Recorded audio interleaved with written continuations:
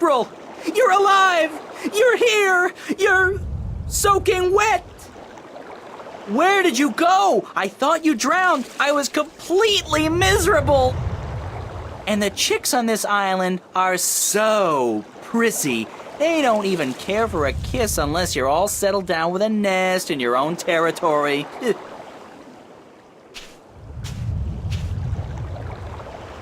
Glad to see you haven't lost the gift of the gab, Crow. Lady, you have no idea how limited bird Twitter can be. It's all, hi this and here I am that, all damn day long. I haven't had a decent conversation in days. Well, making up for it now. I never know when you're gonna go AWOL on me again. I had a little adventure under the sea. Oh? I didn't know humans had gills. We don't. Well, I do. I think. At least I can breathe underwater now. Cool. Not as cool as being able to fly, of course, but still. Hey, does that mean you're a mermaid? Hardly. I don't have a tail. What did you do after I saw you last? Well, it took a while, but I found land. Not this island, just a rock with a couple of trees, basically. But when I went back to tell you, you disappeared. I thought you'd gone bonkers from thirst and hunger and drowned yourself or something, so I decided I'd better find solid ground myself or I'd suffer the same fate. And then I found this place. Nice, isn't it? And the best part is, there are no hunters. Only a bunch of big crabs on the east side of the island and a volcano. I'm gonna walk around for a bit, Crow. I'll just stay here and preen myself, thank you very much.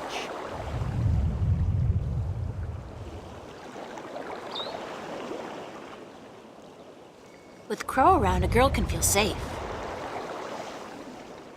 I could get lost if I just wander off into the jungle with no idea what the island looks like or where I'm heading.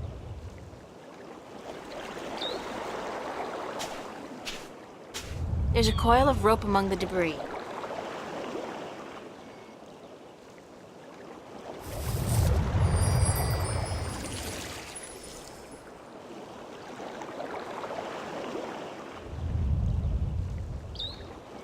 It's a long rope.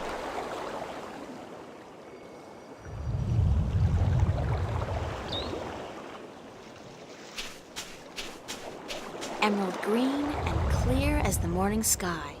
That's perfect holiday water.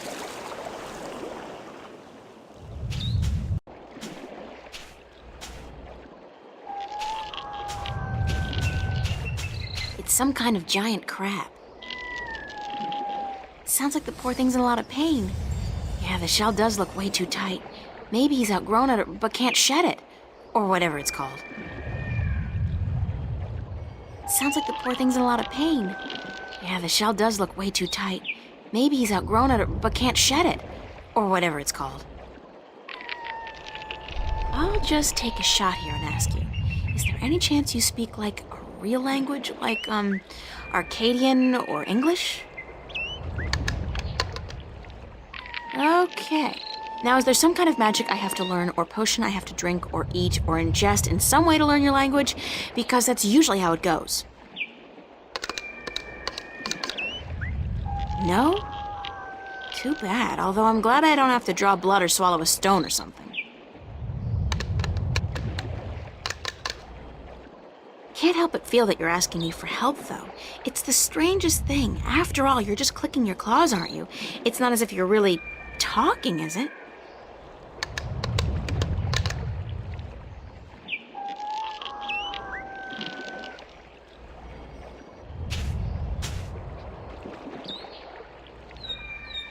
I can't break the shell. It's too thick and solid.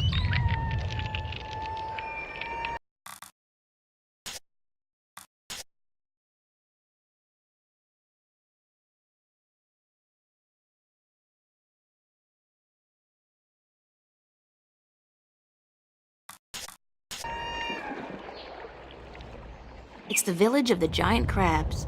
Hey, that sounds like a great name for a B-movie. Village of the Giant Crabs.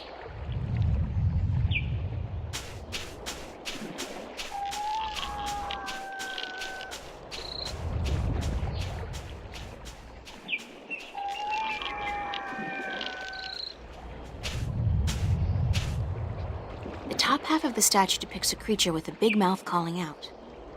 The bottom part of the statue depicts a creature with large ears listening to something. It's a creature with a big mouth. It's a triangular hole, like a keyhole. It's a creature with large ears.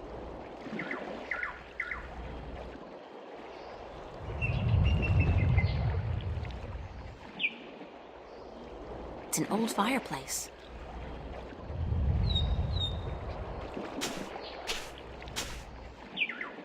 I can see clear to the bottom. This really is an excellent spot for fishing.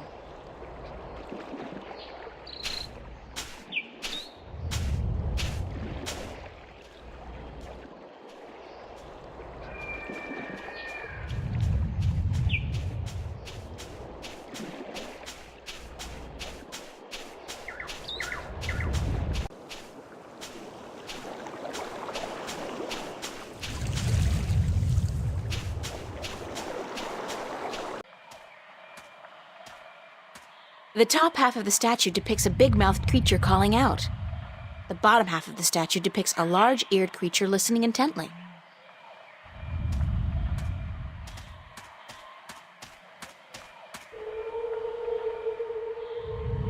It's a creature with a big mouth. It's the ruins of an old city. It's the ruins of an old city. It's the ruins of an old city. It's a huge volcanic mountain.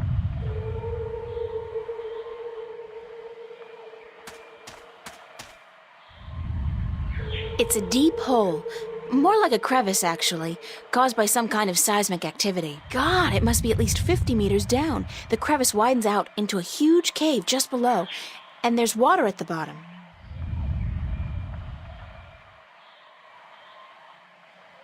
It's a tiny tree. There's a large cave down there.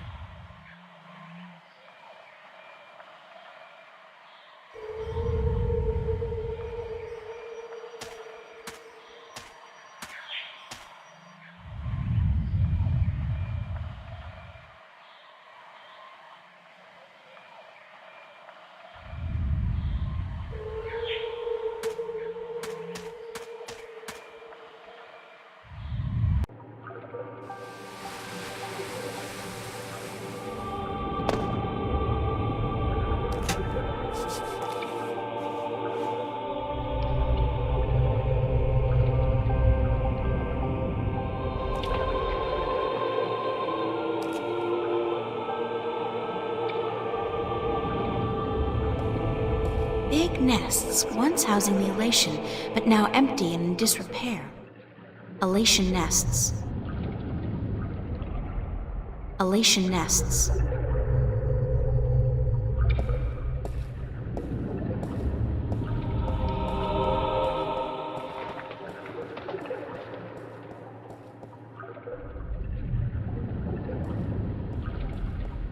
That's a Marum city.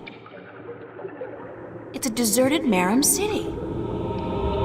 It's a deserted Marum city.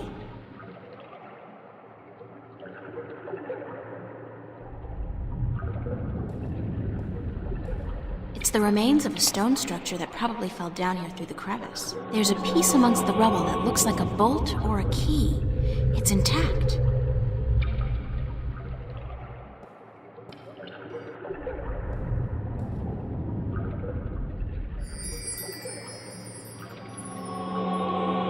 It's a kind of stone key carved into the uncanny likeness of a key, with the head on the end.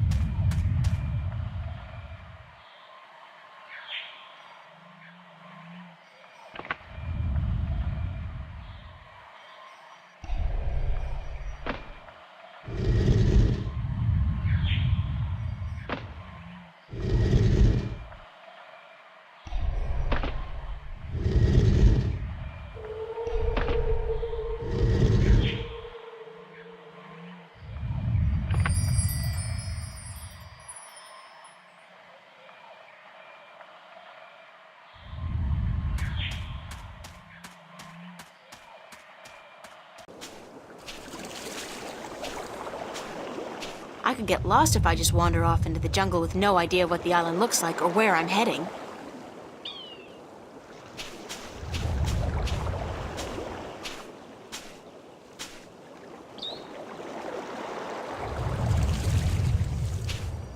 What can you tell me about the island, Crow? Only what I've been able to see from above. There's a volcano, dead I think, and lots of jungle, and some nice beaches. I'd like to explore the jungle, but I'm afraid I'm gonna get lost. Any ideas? Well, I could stay airborne and keep track of where you are. That way I could direct you when you get lost. Sounds like a super plan, Crow. Let's go.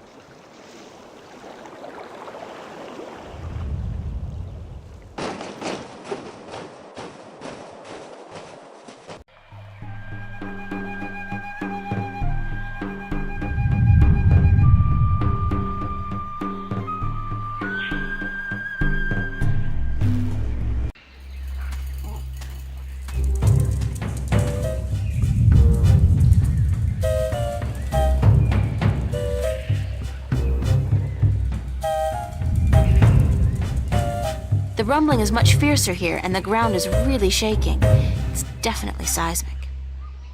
It has got to be emanating from this volcanic mountain. I mean, it looks dead, but it must be about to wake up or erupt or something. Great! After surviving a shipwreck, being kidnapped by fishes, and learning to breathe in water, I'm about to die in a volcanic eruption? Isn't that ironic?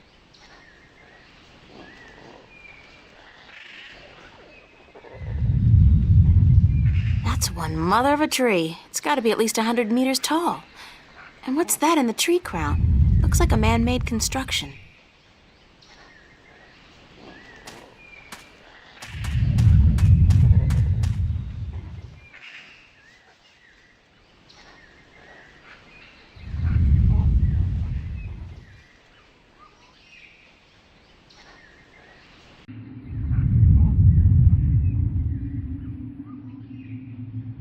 It's a small, eye-sized aperture with a crystal in it, like a lens. Maybe some kind of telescope? I don't see anything interesting. What a strange symbol. It's a keyhole.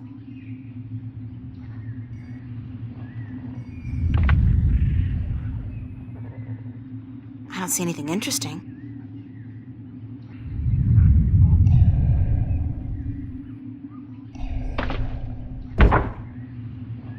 It's a statue standing in the ruins of a city.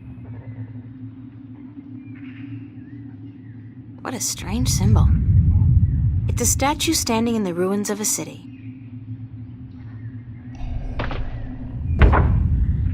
I can see a statue on a cliff overlooking the sea.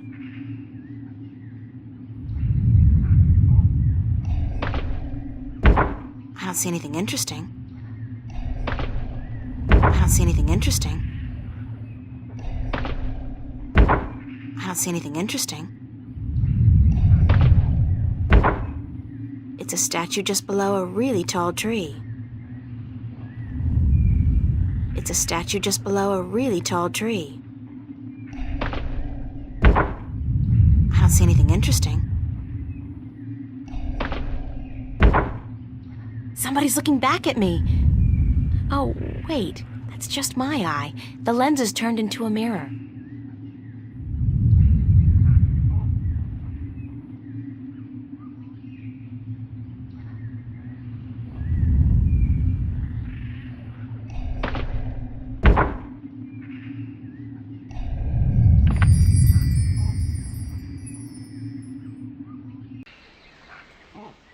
That's a huge tree.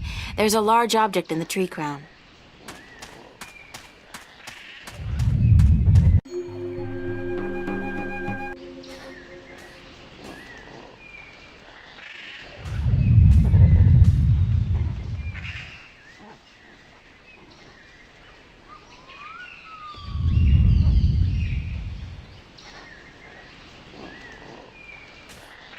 Ow!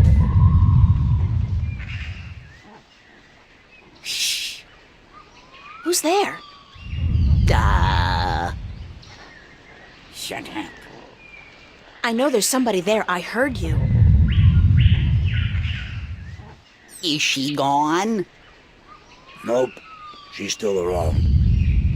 Shut up, shut up, shut up. If you won't come out, I'll just sit down here and wait. Sooner or later, you'll have to show yourself. Solar eclipse! Oh my god! Ah! I hate this place. I so hate it, I can't even sit down without crushing the natives. Big person alert! What are you? What does it look like? A talking twig? We're stickmen. And you're an accident waiting to happen with your large, ungainly body and wobbly legs.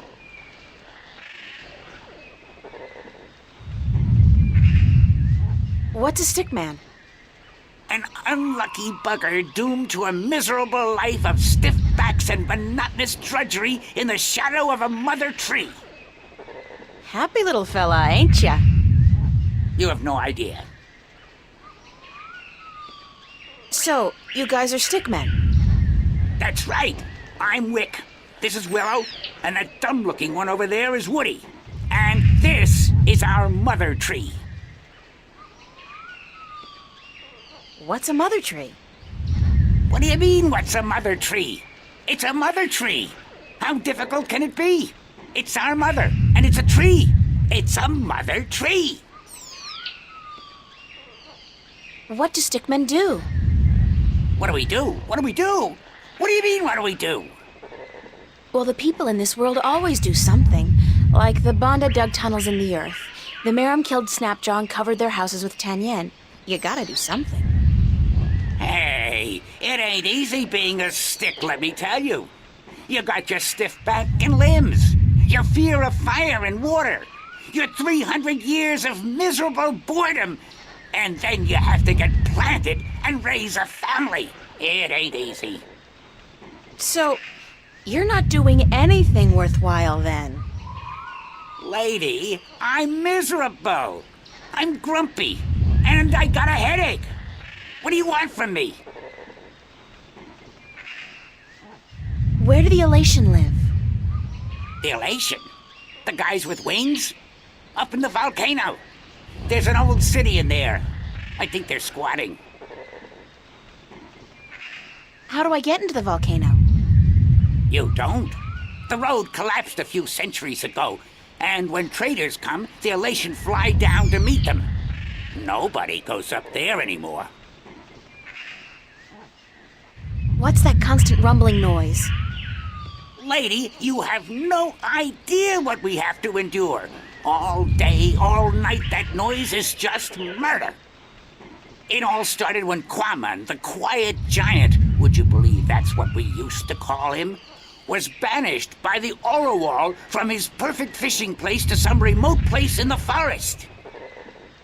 Whoa, information overload. Let's step back for a minute to fill in the details. Who's Quaman, the quiet giant? He's the scariest human we've ever seen. He stands tall as a mountain and uses whole trees for toothpicks. But he was the quiet type and reasonably gentle for a human. He'd spend his days out by the Orowal village, catching fish and frying fish and eating fish, and looking out across the ocean, dreaming about loose women or whatnot. What happened to get the quiet giant banished from that place? The Orowal got scared when he accidentally stepped on one of their young ones. He didn't do any real harm, but they banished him from their village nonetheless, and told him to go far into the forest. Who are the Orlowal? They're the crab-like creatures who live down by the sea. They're nice people, if a little crabby. And it's hard to understand what they're saying half the time. Where's Quaman now? Somewhere in the forest east of here, we don't know where exactly. He went there to get as far away from the Orowal as possible. So what does all this have to do with the rumbling noise? I was getting to that. If you just let me get a word in edgewise. I just had some questions is all. Anyway, Quaman is the brooding type. And he takes everything so to heart, he got instantly depressed and went to sleep. And what is he doing now? Still sleeping! That's the problem. But how long ago was it that the Orlawal banished him? The last full moon, nearly 30 sunsets passed. He's been sleeping for a month? He was depressed. What do you want, lady? Once I got so miserable I slept for 8 years. And let me tell you, those 8 years were the happiest of my life.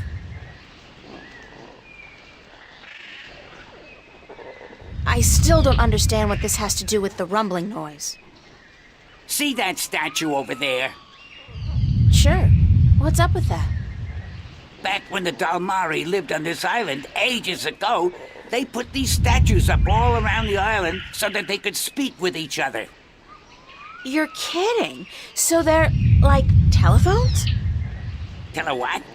I don't know what that is. The thing is, these statues are all connected through magic.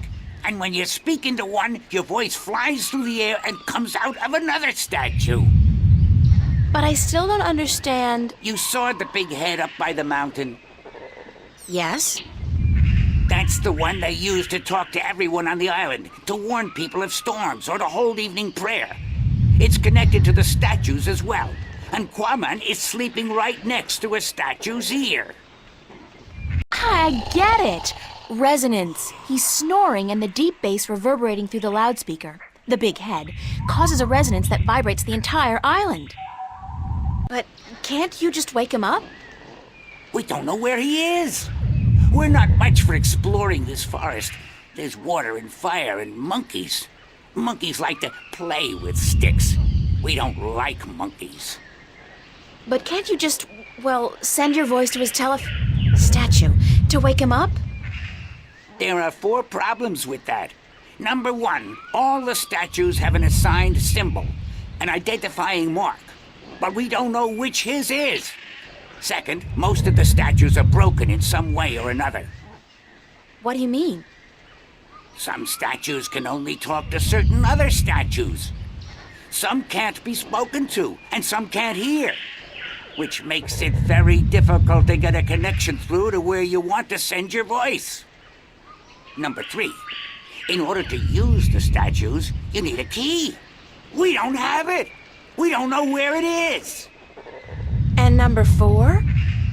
We're stickmen, lady. What do you think? We don't know much about magic or magical devices. And what? we're not too smart, okay? There, I said it. We're not too smart. And when you look at Woody over there, who's pretty stupid by stickman standards, that's a pretty scary thought. Sorry I asked.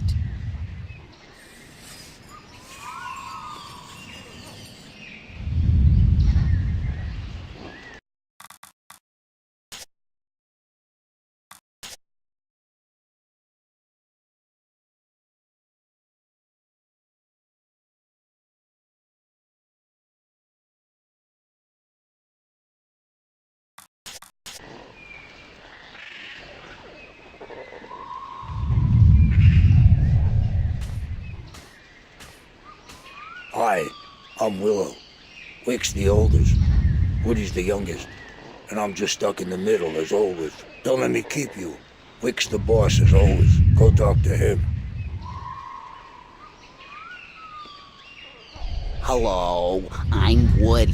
They call me the stupid one, 'cause I'm kinda slow, so don't let me keep you busy. I was born with a big brain, so I can't move as fast as my 2 brothers. I can only do useless stuff like calculations and design, and I play a few instruments, and I'm writing a book on the flora and fauna of Elias.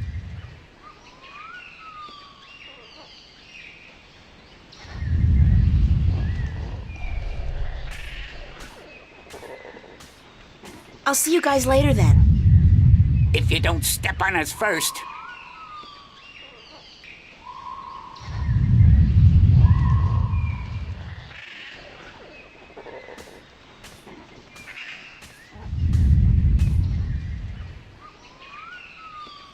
The bottom half of the statue depicts a creature listening, while the top part depicts a similar creature calling out.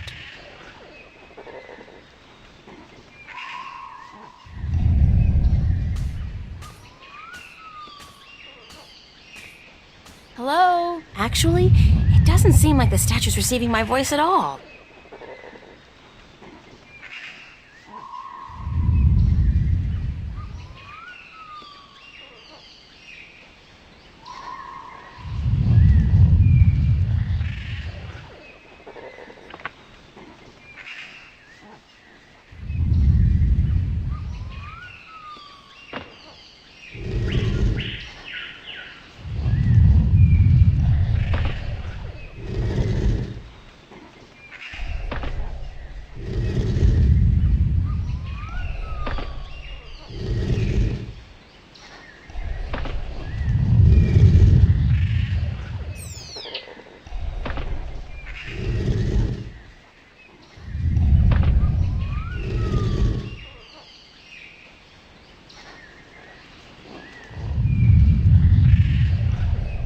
Hello? Doesn't seem like it's working.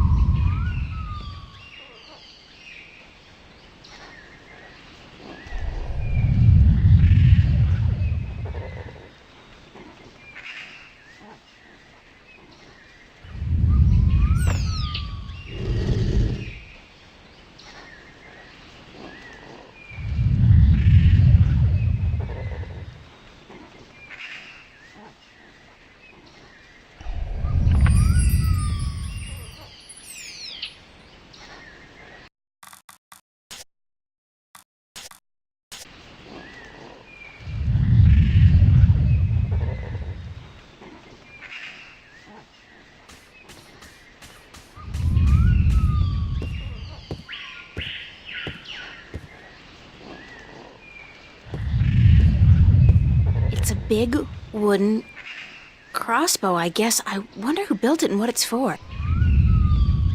It's a wooden crossbow. It's a wooden crossbow. If I could somehow get across to that path on the other side, I'd probably be able to make my way into the Elation village. If I could somehow get across to that path on the other side, I'd probably be able to make my way into the Elation village.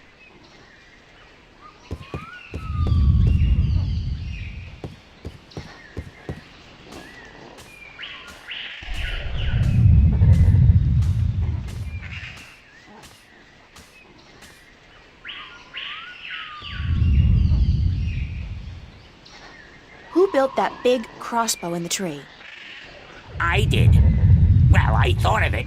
And these two nincompoops gave a helping twig on the, manual side. So they built it, and you supervised. Yep, but it's not done. There are still a few pieces missing before we can blast off for Luna. Did you say blast off for Luna? That's what I said, Luna. As in the moon? The same. You intend to go to the moon using that thing? Lunar cannon. And yes, that's the plan. You guys are loonies! If by loonies you mean visionaries, then yes, we are. How come you're not working on your lunar cannon now? Because of that infernal noise is why. So, if the noise stops, you'll go back to work on your cannon? That's the plan.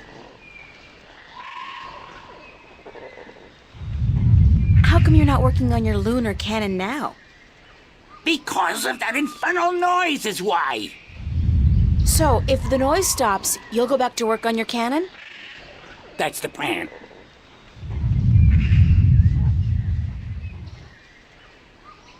Later, guys.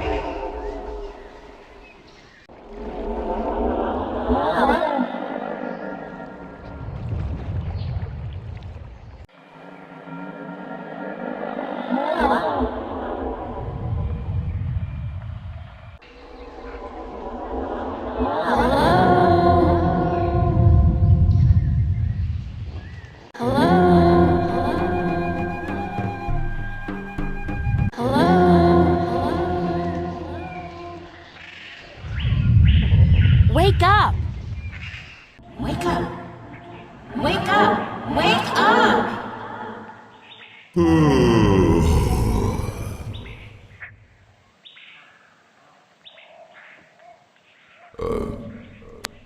be there?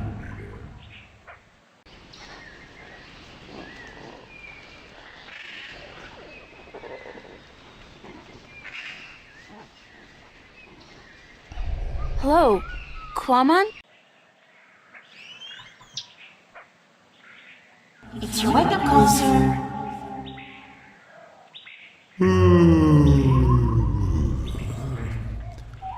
How long Quamon be asleep? About a month. I usually have such a place for it. What be the use? Quamon be an outcast. No one like him.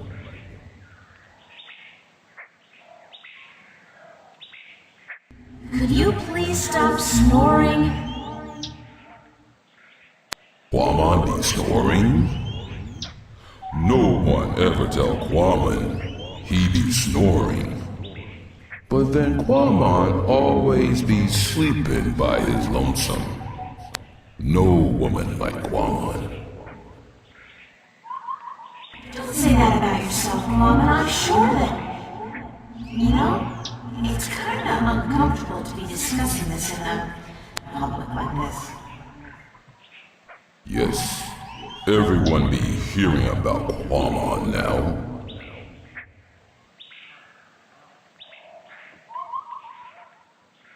Do you want to talk about your problems?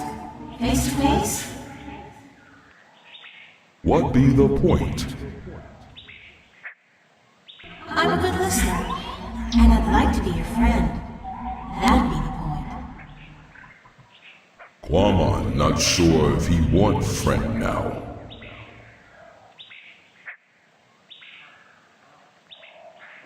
Please let me be your friend. Why? Because I'm lonely too. I don't really know anybody on this island, and I need some help. Well, Quamon be wanting to help, but... Okay. Quamon be your friend and talk to you. My secret place be in the ruins of the old temple by the wells. Follow the stream up from the rock beach and go right where it branches. Thanks, Coleman. I'll be there as soon as I can.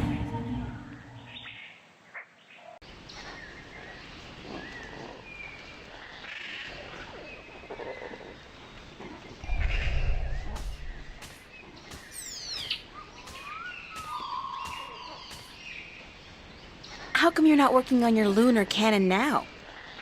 Because of that infernal noise is why. But Quamon stopped snoring already.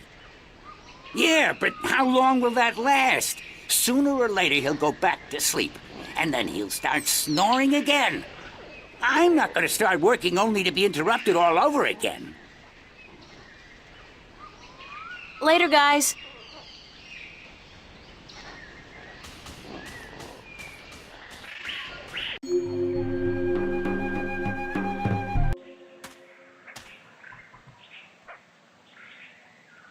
It's another one of those statues come phone booths. They must have been popular in their time.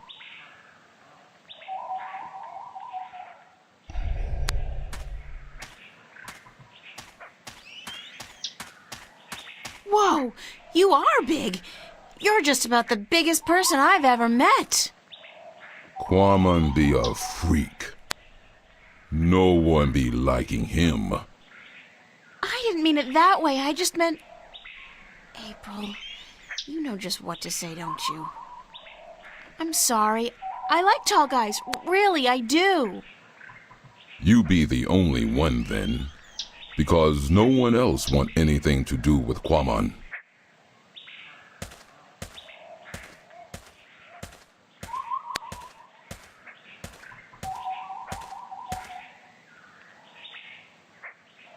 How did you come to be on this island?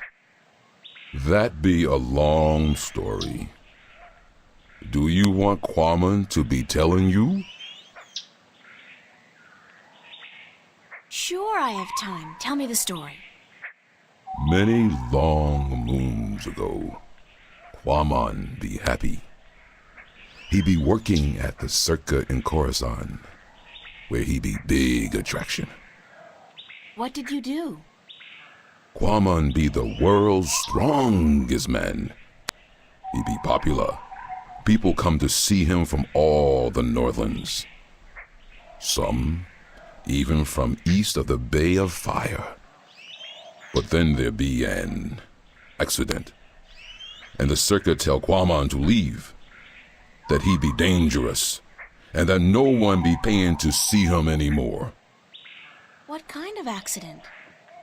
Quamon's most popular feat be the breaking of large rocks with his fist. Everyone would applaud when the rock be breaking. Then one day, the Caliph be at the circa to see the performers. He be saying, Quamon, I hear of him breaking a large rock with his fist. This I want to see. But my performance be over that day, and there be no rock to break. So the circa ringmaster Oberon, he be saying, let's get a rock in here, any big rock at all. So they bring in this rock that Quamon never be crushing before. Quamon not be sure if it is a good idea, because rock can be dangerous when it breaks. But Oberon be saying, this you must do. The Caliph wants to see we do not disappoint the Caliph of Coruscant, or we lose our heads. So Quamon break the rock, and when it breaks, What happened? there be large pieces of rock flying everywhere, and one piece be hitting the Caliph and one his son. The Caliph be not seriously hurt, but his son be unconscious and bleeding from the head. They say to Quamon, run, get away from the circa in Coruscant, or the Caliph will have his head. So Quamon run, and he get passage on ship leaving that night. When the ship passed this island, Quamon be jumping into sea and swimming ashore. And now he be here.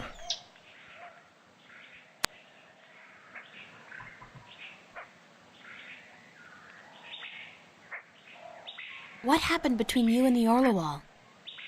Oh, Quamon be so clumsy, so dangerous. He should not be among people. He be only hurting them. The Orlawal be kind, letting Quamon live and fish in their village.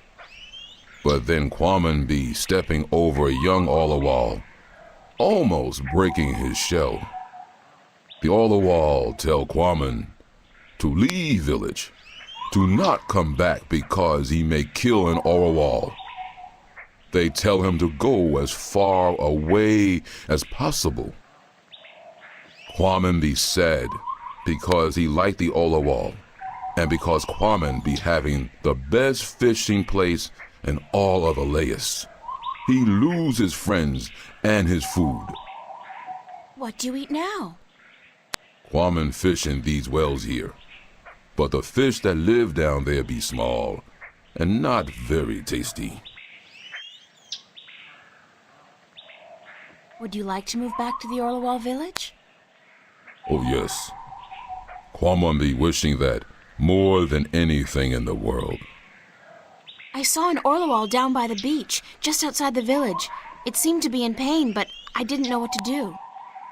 Perhaps if you come along, you can help him out, and get back in favor with the Orlawal people. Yes, perhaps Quamon can help, even if the Orlawal do not want him back. Here it is, the, Orlawal. Can you help it? Perhaps Quamon can help. Poor Orlawal. It be crying for help. Quamon see what be wrong.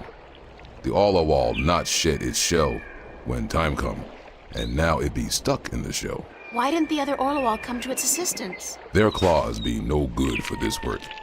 They be helpless. But Quamon help. Quamon be good with his hands. Quamon be happy.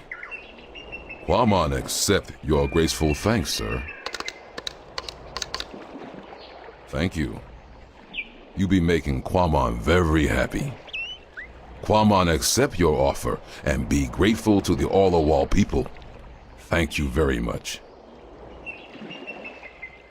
What? What did he say? Why did you thank him? All-A-Wall be inviting Quamon to stay on the cliff above the village, where he can fish again.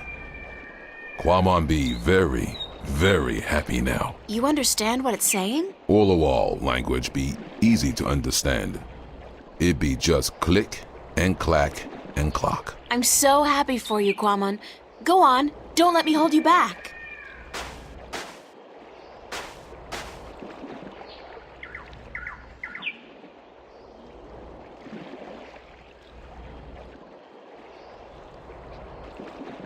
It's the Orlawal village. It's another one of those magical public telephone statues.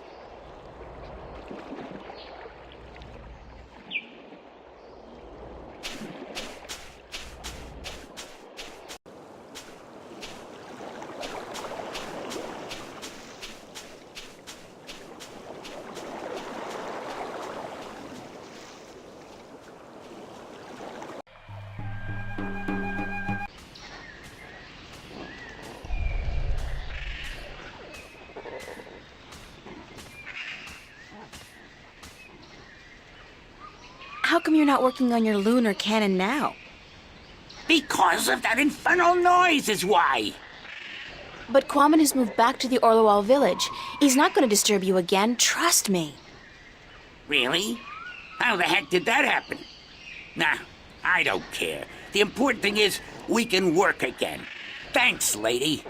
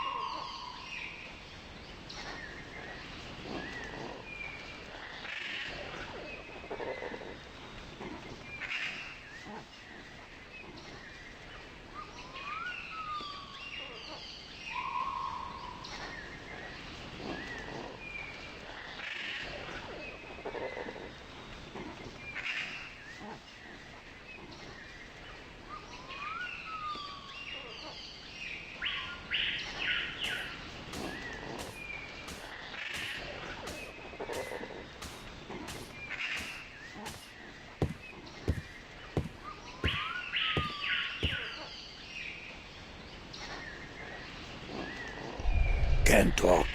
Busy. I'd be happy to talk to you later, but I got some fine-tuning to do before I'm done. How's it going? Almost there. Oh, one tiny little problem, though. And that is? We don't have a bowstring for our, Propulsion drive mechanism, Wick. what he said, yeah, we need a bowstring. Something strong and flexible and sinewy. Like what? I don't know, lady. I'm no engineer. I'm just a supervisor. String made from animal guts would be perfect. Yeah, but look at us. Do we look like the kind of stickmen who'd make good hunters? Do you see me going after a gate beast carrying what, a cone? A dry leaf sharpened to a razor edge?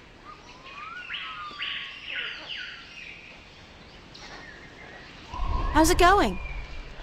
Nah, we're missing a bowstring. Can't finish the job without it. String made from animal guts would be perfect.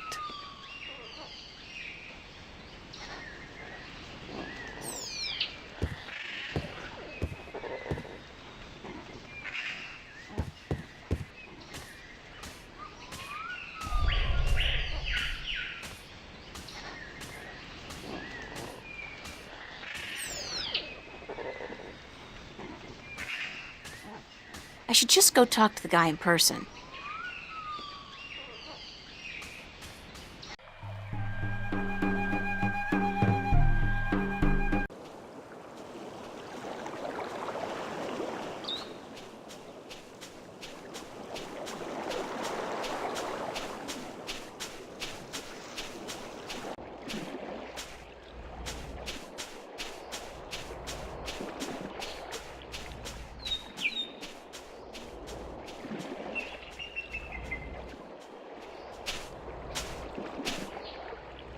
Quammen is fishing. Hey, Quammen, how's the fish biting? With its teeth, but not today. Why's that? Quamon be not certain. The fish always bite before, but then Quamon be having lure. Now no lure, just bait. What do you need to make a lure? Quamon can make lure with just anything, as long as it be colorful and not get heavy in water. You're a real DIY guy, don't you know? Always be something wrong with Quamon. That was actually a compliment. Oh, Are you happy now, Quammen? Quamon be happy. He be wanting fish to bite. But if they do not, Quamon still be happy.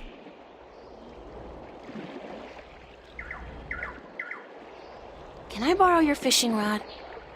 Quamon must catch fish first, so he can eat.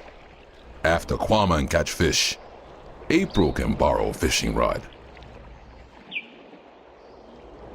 Happy fishing! Thank you.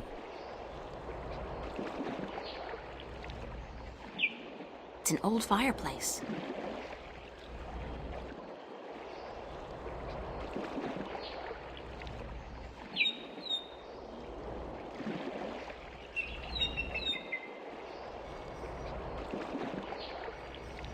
Could this wrapper work as a lure?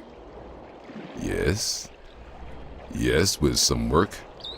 It'd be perfect for a lure. Now Quamon can make one, and hopefully catch many fish.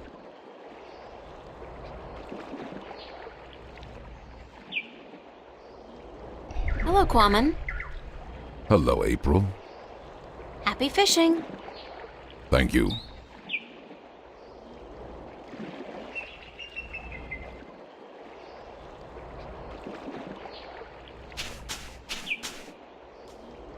It's the Orlewall village.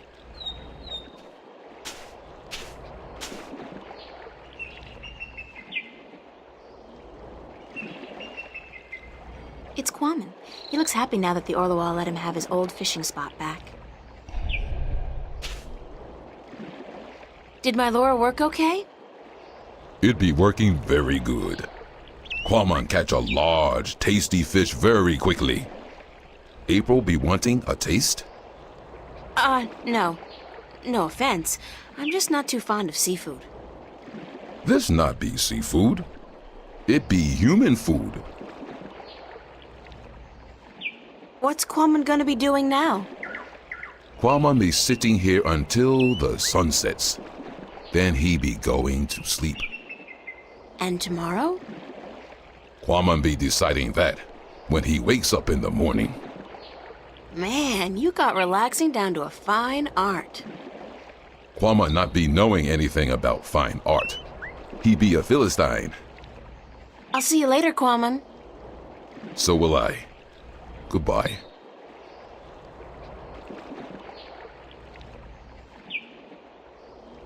Looks like Quammen just had himself a solid lunch. That was quick.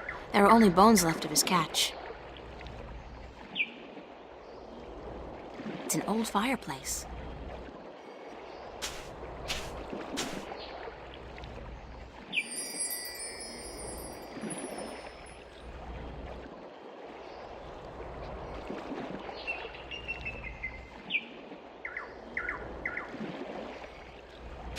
I don't figure I'll be needing the rod anytime soon, but I'll borrow the line.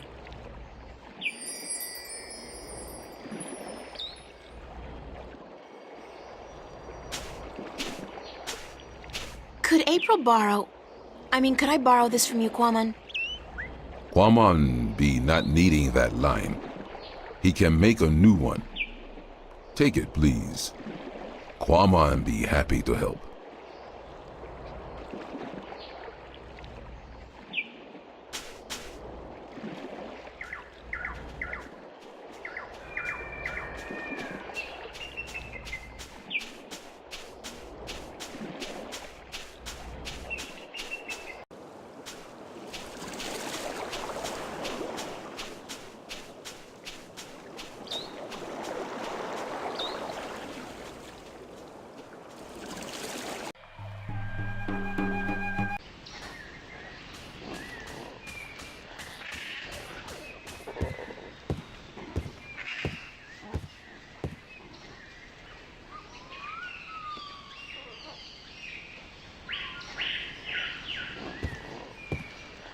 Can you use this as bowstring for your, lunar cannon?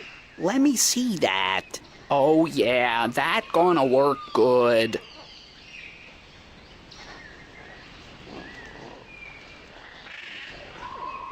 All right, listen up. I got us what we need. And now we finish this damn cannon. Go to work, people. Give us a few minutes, lady, and we'll be all done.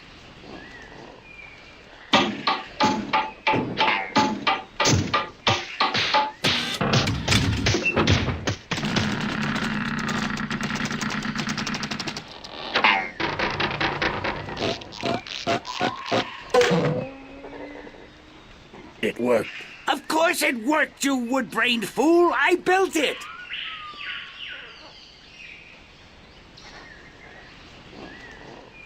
Are you done?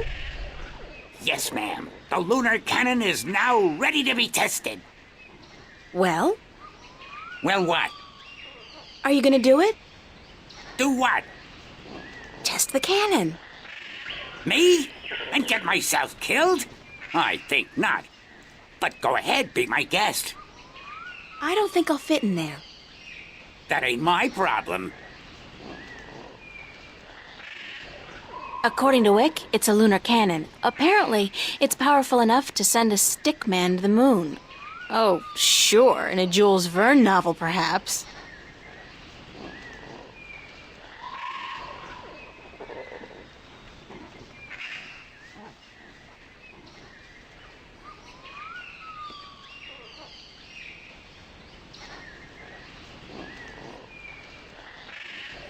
Without a hook, there's not much point in shooting the rope across. It's not going to tie itself to the tree.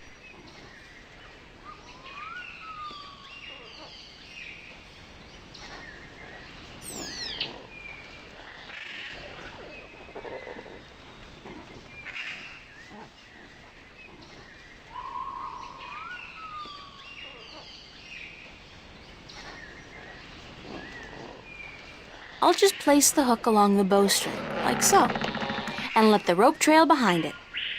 Okay, we're ready to fire.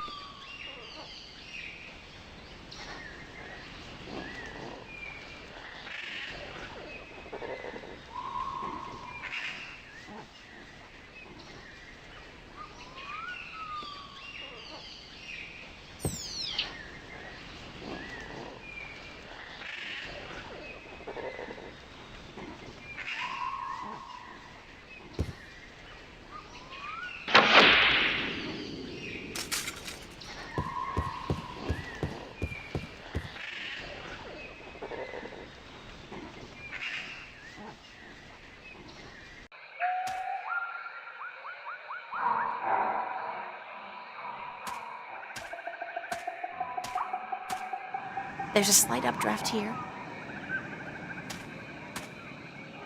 The wind is channeled through that chasm down there and blown out and up here. It's a leathery creature with wings, like a mix between a giant bat and a pterodactyl. Must be one of the elation.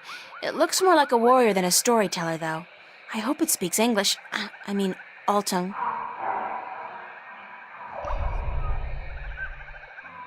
Can you help me across? You are human, and we don't allow human strangers into our village. If you wish to trade, let us know where your ship is anchored, and we will send traders to you with our merchandise. I don't have a ship, and I didn't come here to trade. I came to talk to your leaders. I'm sorry, but we don't allow strangers into our village.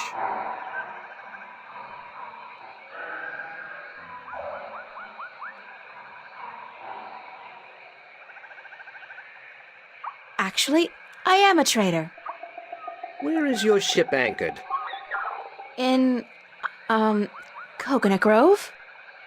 There is no coconut grove on Elias.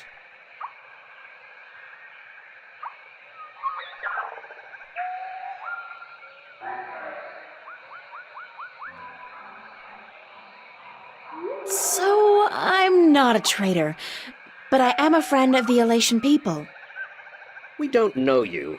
There is no friendship between strangers, human.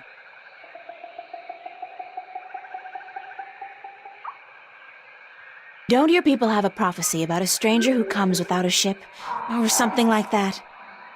I don't know of any prophecies, human. What kind of prophecies do you know about? We don't tell our stories to strangers. What's up this road? The Elation village of Tamar. Where's the Elation village of Tamar? Up this road and into the volcano. Isn't it dangerous to live inside a volcano? This volcano has not erupted for thousands of years, and the gods protect us. We are safe here. Is there another way to get into the volcano? No, this pass is the only way.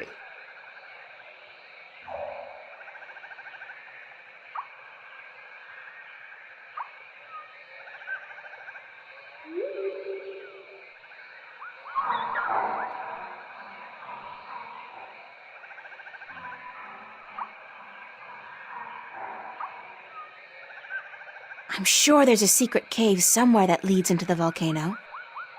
No, there isn't. There's always a secret cave. Not here.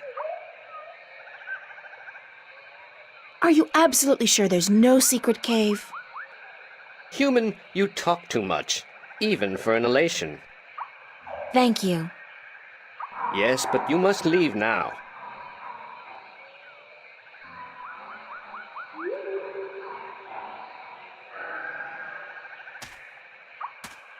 Dust and dry leaves caught in a strong updraft.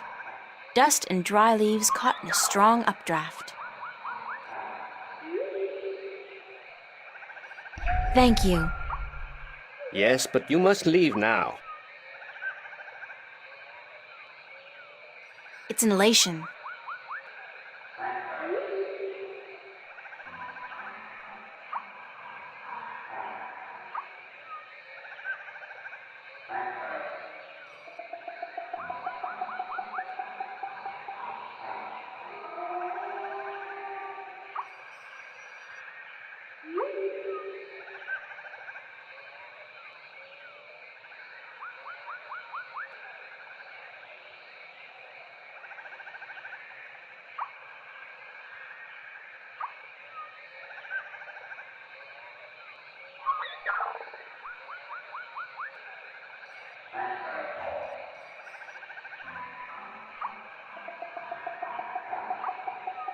Oh, God, I think I'm gonna throw up. That was so not appetizing.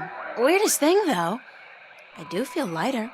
Like I lost 90 pounds. I can't even imagine what people would pay for this stuff back home. Whoa, I'm fly! Not. I guess I still weigh too much to be carried on that slight updraft. Whoa, I'm fly! Not. I guess I still weigh too much to be carried on that slight updraft.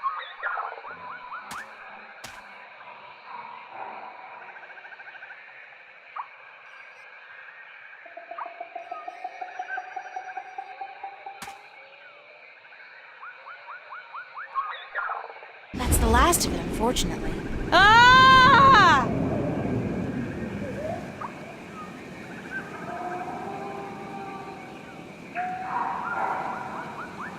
Human, you flew across the chasm. You don't have wings, but still, you fly like the elation. Believe me, I'm as shocked as you are. Are you the Windbringer?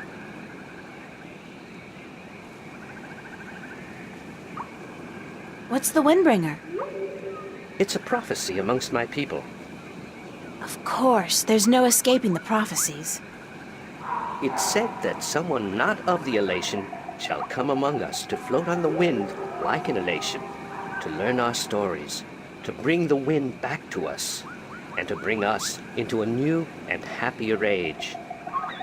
Is that all? You know, I'm starting to forget how simple my life used to be.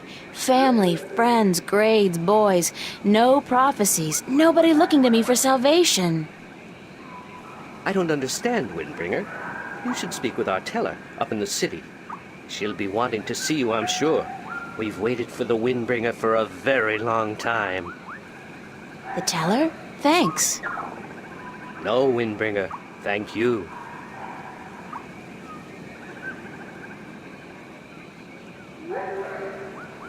Thanks for your help. You should go see the teller. She'll want to speak with you.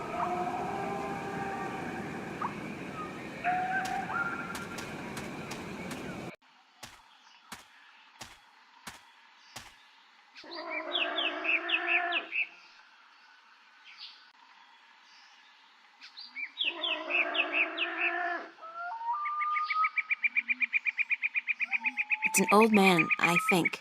Difficult to tell, since they're all kind of wrinkly. Hello? Good day, stranger. What would you hear among the elation? I need to speak with the teller. The teller? Go down into the city and you will see the castle. The teller, she keeps to the tower. She's old and her eyes don't take well to the sun.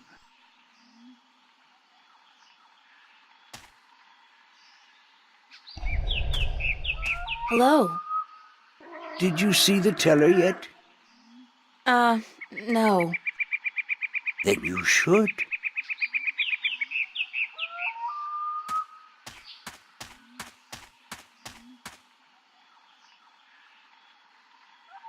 When the city was inhabited by its original population, that tower was probably an important one, part of a temple or a palace. Now, though, it's just another ruin.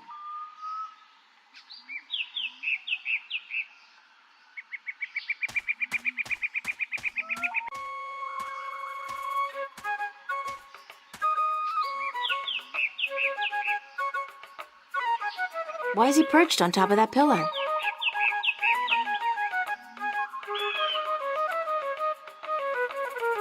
It's a nest.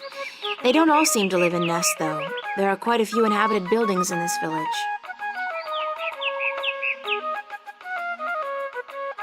It's a little elation girl.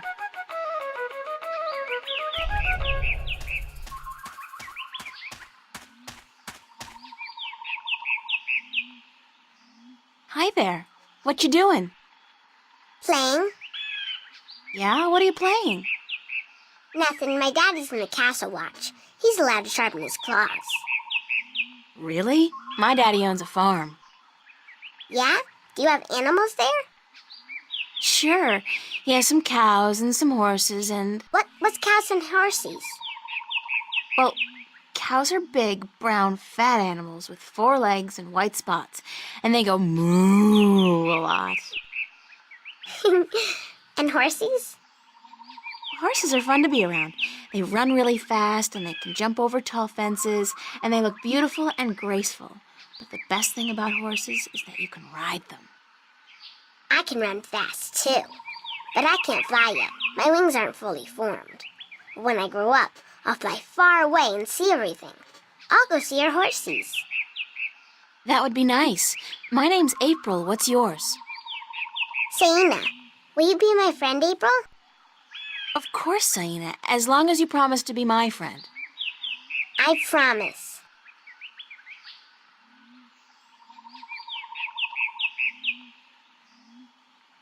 Do you know where the teller lives? Over there in the castle tower. My daddy's watching the entrance so that only nice people can get in. Do you think he'll let me in? I don't know if you're nice, but you have to ask my daddy. Where are the other children in your village? Oh, they're in school now. And why aren't you in school? Because I'm ahead of everyone else. I'm really smart, you know. I'm the only youngling to have learned the first tale this soon.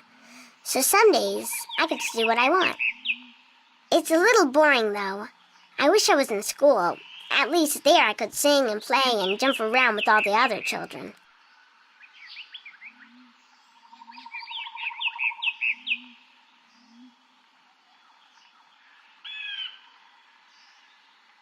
Why don't you go to school anyway?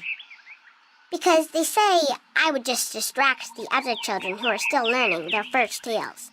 It's not fair. I mean, I get to play by myself and everything, but that's not fun all day.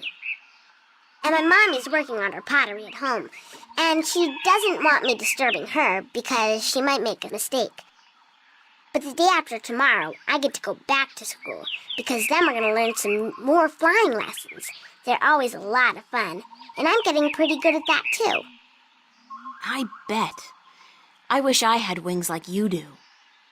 Yes, they're very good to have when you fly. Have fun, Saina. Are you leaving? Yes, I'm sorry, but there are some things I have to do. Grown-ups are always too busy.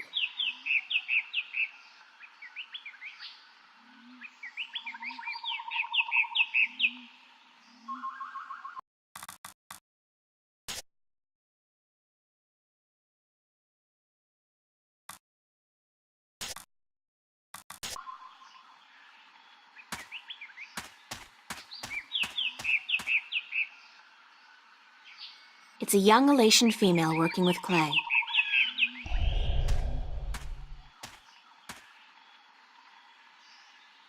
Be careful, don't come too close. I'm almost done with this pot.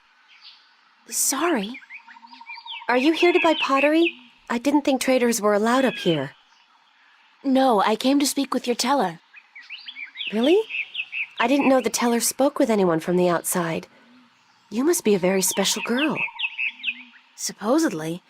My name's April, by the way. Nima is my name. Nima of Ta'ama. The only Elation village on Elase. I like your pottery.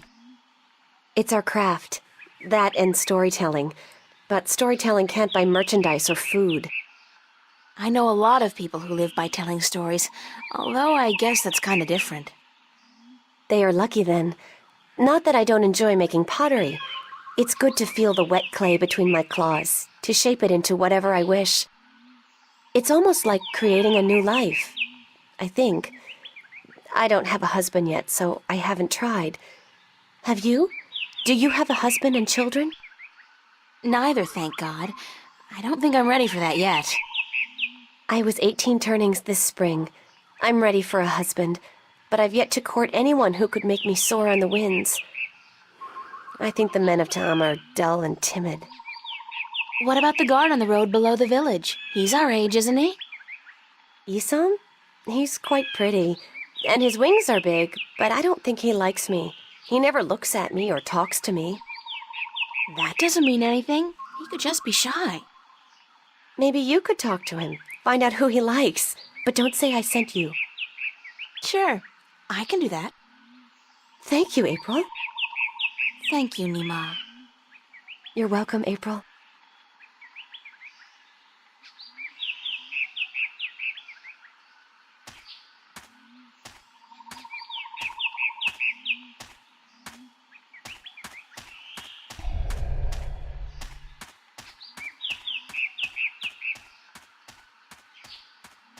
Halt!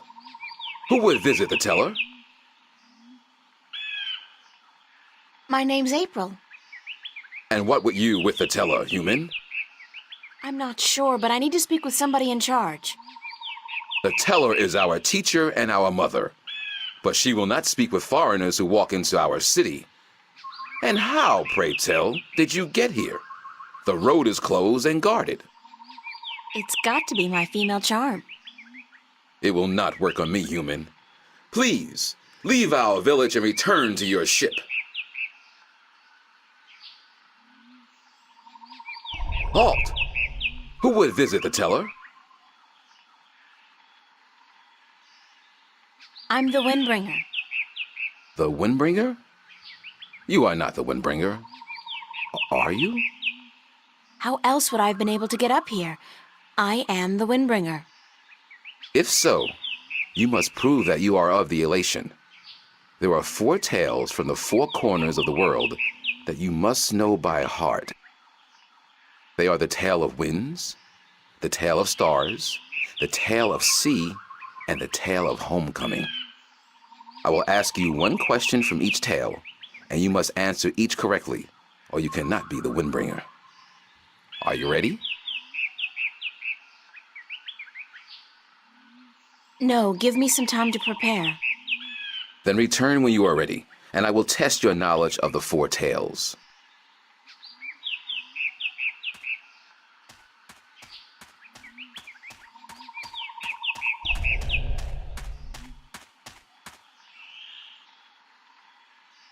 Hi, Mima. Hi, April.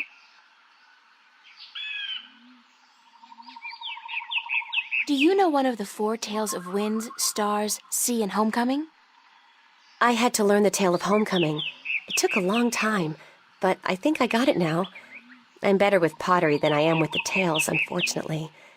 Do you want to hear it? Please. Very well. This is the tale of homecoming, my tale, and I shall tell it in my own words as told to me by my teacher, in her words, and by her teacher in turn. Moran was a handsome young Elation man with strong wings and a hardy beak. He lived below the white cliffs, where the water was salty and the fish plentiful. Moran was betrothed to Inara, the loveliest girl there ever was. She was fair and slender and tall, and her eyes were the clearest shade of blue. But Moran was hesitant to enter into union with Inara, to become her husband and to give her children. He would always come up with a new excuse for why they had to wait a little while longer. Now, Inara was skilled at pottery, but even more so with stories, and the teller of the village had many times asked Inara to be her apprentice, to learn all the tales, so that someday she could take over as the teller. But Inara refused, knowing that if she did accept the teller's offer, she would never be able to marry Moran, because a teller cannot have a husband nor children of her own. Her refusal to become the teller's apprentice was unheard of, because who could refuse such an honor? But to Inara, love was more important. Her love for Moran was beyond honor, beyond reason. But despite Inara's love, Moran was still hesitant. And then one day he told Inara, "I am traveling on a pilgrimage to the far shores. I will be gone for some time, and while I am traveling, and in accordance with our traditions, I will be freed from our betrothal. Not until I come back will the bond between us be renewed." It was not unusual for a young Elation man at that time to go on a pilgrimage, and the bond between the betrothed would often be cut while he was away, to be formed again upon his return. But Inara was heartbroken, because she had thought that Moran would soon want to marry her. When Moran saw her tears, he said to her, "Do not weep. When I come back, I promise I will marry you. Just wait for me, and stay with your pots, to make the time pass quickly." And then Moran left on his pilgrimage to the far shores. Many years went by, and Moran had exciting adventures on the far shores. But by and by, he began to long for home, and for Inara, and now he had finally realized that he loved her, and that he wanted to marry her. But when he returned, he could not find Inara amongst the pot makers. He went to visit her family, and they told him that, after waiting for many years, Inara accepted the teller's offer of apprenticeship. And that when the teller left on the last wind during the previous winter, Inara herself became the new teller. Angry, Moran made his way to the teller's nest, and when he saw Inara, he said to her, "You promised me you would wait." But Inara did not say a single word in answer. She just turned around and lifted something wrapped in leaves from the cot behind her and gave it to Moran. Moran unwrapped the package, and inside he found an old pot, cracked and broken in two. "What is this pot?" he asked. "And why did you not wait for me like I asked you to?" And finally Inara spoke, and she said to Moran, "I made this pot for you, my dear Moran, when you left, because I wanted it to be my marriage gift to you. But when many, many years passed, I finally realized that you did not love me the way I loved you, and to live hoping otherwise would be death." "But I want to marry you," cried Moran. "I came back." But Inara just nodded at the broken pot in Moran's hands and said, "Like an old pot that is left without care, a heart may break in two, and a broken heart can never be mended." And so Inara turned away, never to speak with Moran again, and Moran's heart, like the pot that was left untended, broke in two, because absence makes a heart brittle.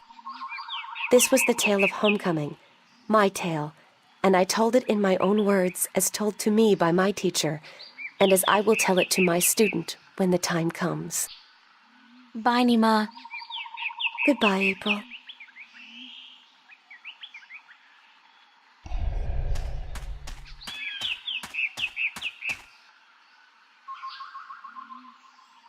Hi, Saina. Hi, April. Do you know one of the 4 tales of winds, stars, sea, and homecoming? Yes, my mommy taught me the tale of the stars. It's a really pretty story. Do you want me to tell it?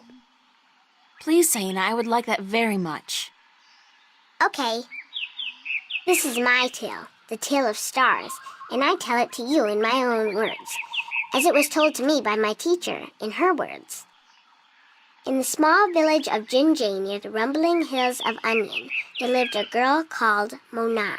She was a curious girl, and she would always get in the way of grown elation.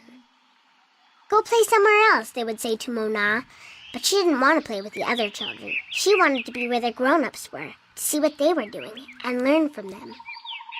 But one day, after getting many complaints from the pottery makers and guardsmen and traders and soldiers in the village, Mona's mother told her that she wasn't to interfere with the grown-ups anymore, and that instead she could go play with the other children, or sit still and draw or work with clay. But Mona was always curious, and now, since she wasn't to be among the grown elation anymore, she decided to go exploring the forest that lay just outside of the village of Jinjay.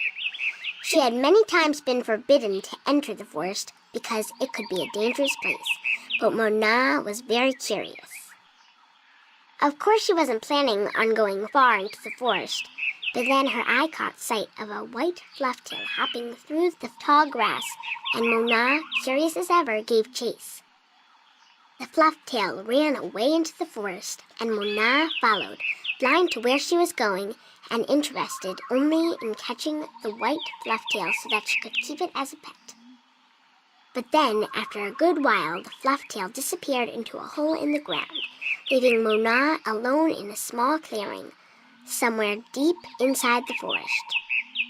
She was exhausted after running after the flufftail for so long, and as she looked around the clearing at the unfamiliar trees and flowers, she realized that she hadn't been paying attention to where she was going. Not for the first time, her curiosity had gotten the better of her, but this time it was serious. Mona was too young to fly, and she had very little sense of direction, and chasing the white flufftail had made her dizzy and tired. It was getting darker, and Mona was all alone in the deep, dangerous forest, too sleepy and too scared to be able to go anywhere. Mona curled up with her wings wrapped around her under the leaves of a tree and began crying. Soon it got really dark, and somewhere, not far away, wolves started howling at the moon. Mona was so scared she was petrified, but after a while her exhaustion got the better of her, and she fell asleep. She woke up when she heard a voice calling her from somewhere far above. Looking up at the starry sky, Mona saw a vision of the spirits of 5 tellers gazing down at her. "You have let your curiosity lead you astray," said one. "You are lost, and you deserve to be lost," said another. "Poor little girl," said a third. "We will help you home," said a fourth. "But remember this," said the 5th spirit. "We will lead you back to your village and to your mother only if you promise us one thing." "I promise," said Mona. "Whatever it is, I promise I will do it." "Very well," said the 1st spirit. "You will make the story of this night into your own tale, and you will call it the Tale of Stars." "It will be a tale to warn the curious to be careful," continued the 3rd spirit, "and to not let their curiosity get the better of them. And," said the 2nd spirit, "to remind the elation that the spirits of their tellers watch out for them when they most need it." And so the spirits of the 5 tellers guided Mona through the forest, and by dawn she was home. And Mona did tell her tale, the Tale of Stars, to everyone in the village, so that everyone would remember that the curious must be cautious, and that the spirits of the tellers are always watching. This was my tale, the Tale of Stars, and I told it in my own words as my teacher did to me. That was a beautiful tale, Saina. Thank you. Bye-bye, Saina. You're leaving again? I wish you could stay. Me too, Saina, believe me.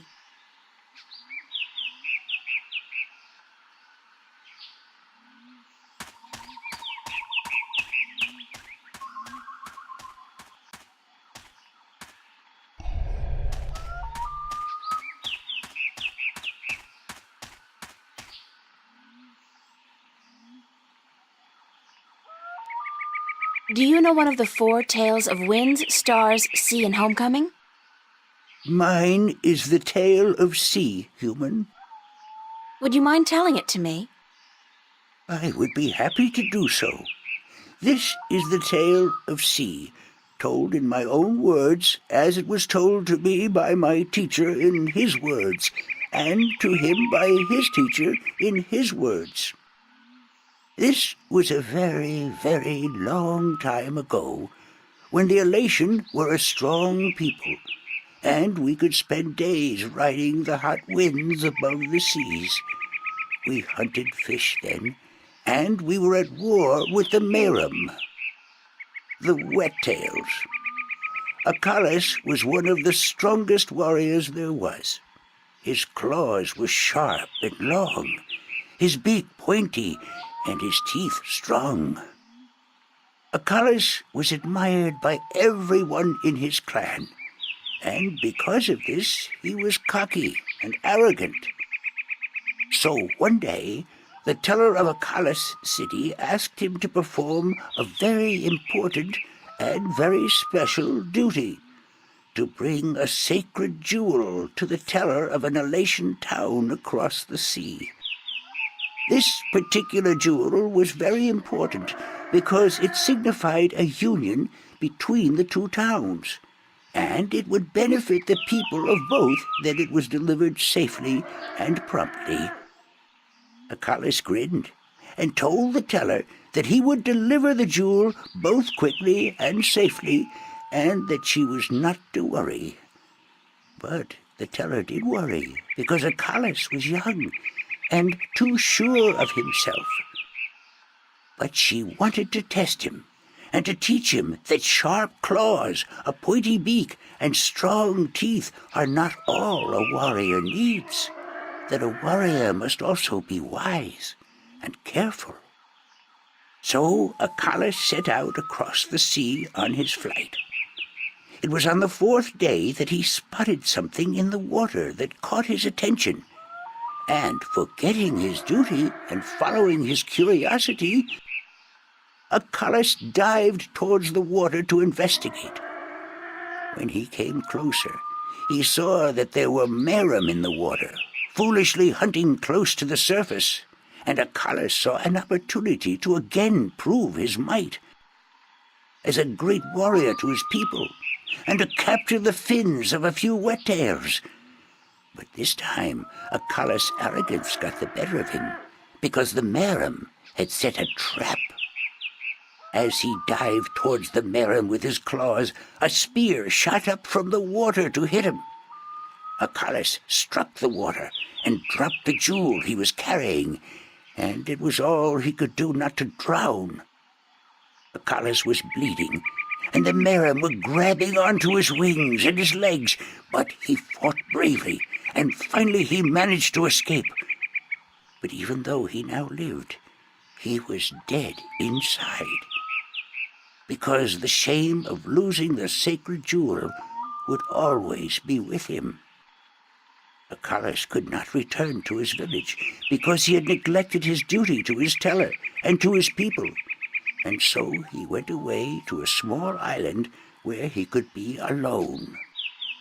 To himself and his people, Acalis now became the Lost One, he who had been on a sacred mission but had failed in his arrogance. A year passed, and one day Acalis met with human traders from a ship that came close to his island. From the traders, Akalas heard speak of a hideous creature that lived in the sea, the Octowo. The Octowo was said to have a third eye, like a jewel, and that this eye pulled hapless sailors into its deadly eight-armed grasp. Akalas knew immediately that the Octowo's third eye had to be the jewel that he lost in the sea a year ago, and he now saw the opportunity to redeem himself. But Elation were not used to water, and the thought of submerging himself in the cold, harsh ocean chilled Akalas to his heart. But he was the lost one, and if in his death he could at the very least redeem himself, to his own heart then it would be worth it. So Akalas fashioned himself a spear, because in the water his claws and his beak would be too slow, and he flew out to where the Octowo was last seen. And then Akalas dived into the sea. The dark water closed in on him, and his wings and legs went numb. But still Akalas kept pushing down until he saw the lair of the Octowo. Spotting Akalas, the Octowo attacked, and Akalas saw the monster's third eye, his sacred jewel, shining bright in the darkness, and his heart was filled with a sense of duty and courage that he had never felt before. But as he began fighting the eight-armed monster, Akalas realized that if he were to fight like he usually did, he would not stand a chance. He would have to think differently. And so Akalas tricked the Octowo into following him through a tight chasm where the monster got stuck. And then he swam above it, and using his spear, tipped a rock on top of the Octowo. Swimming back down again, the Octowo was flailing helplessly. Now, almost out of air, Akalas took the sacred jewel from the Octowo's head and swam back up. Finally, Akalas could deliver the sacred jewel to the town across the sea, and upon returning to his village, he went to the teller, bowed his head, and said, "Forgive me, teller, for in my arrogance I thought I could do everything. But I could not, and I became the lost one because of it." "You were lost," said the teller, "but you are no more.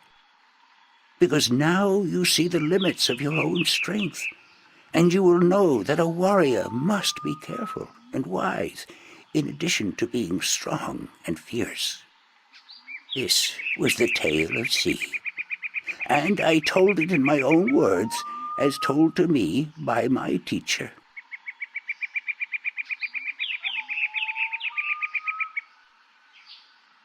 It's an old Elation man.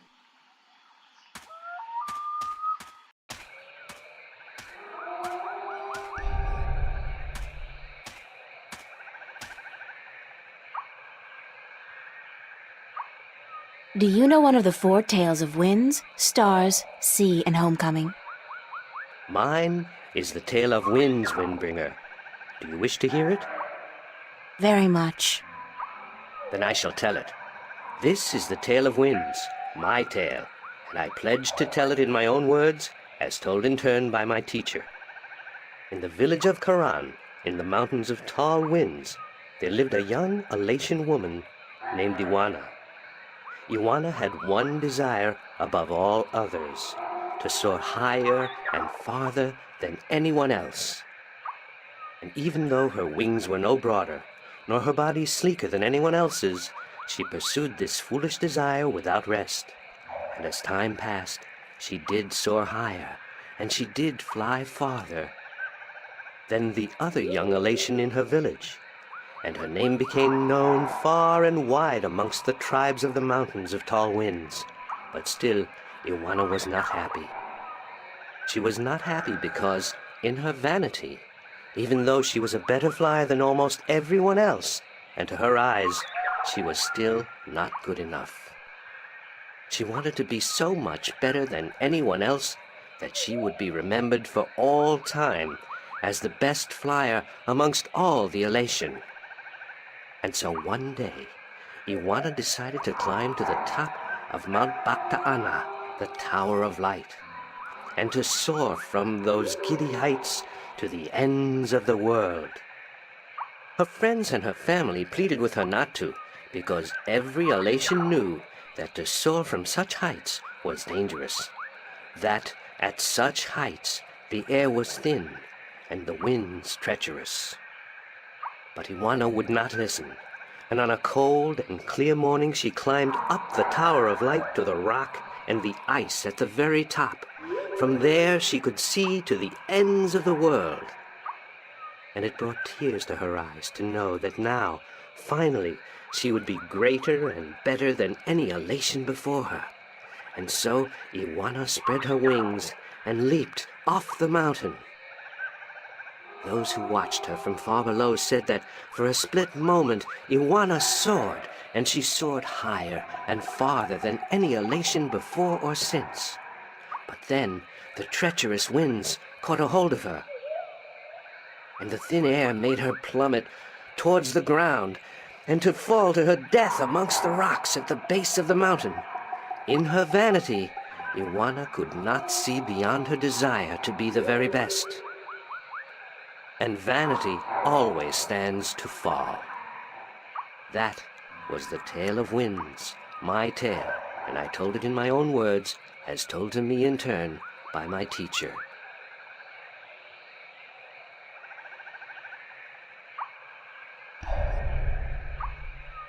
So, Isam, that's your name, isn't it? Yes, Isam of Tamala. A good-looking guy like you must get a lot of attention from the girls, right? Are you asking me for courtship? Me? No. Wings don't do anything for me.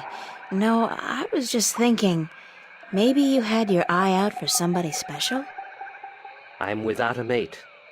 The women of Tamar are cold and unfriendly, and whenever I try to talk to one of them, she ignores me. Huh. Even Nima? Nima? No, she's too pretty for me. She won't appreciate my attention. This is like high school. Trust me, Isam. You go talk to her one of these days, and I'm sure you'll find you have a lot in common. Just be yourself, okay? You think so? Perhaps you are right. I will do as you say, Windbringer. Thank you. Thanks for your help. Thanks for your help.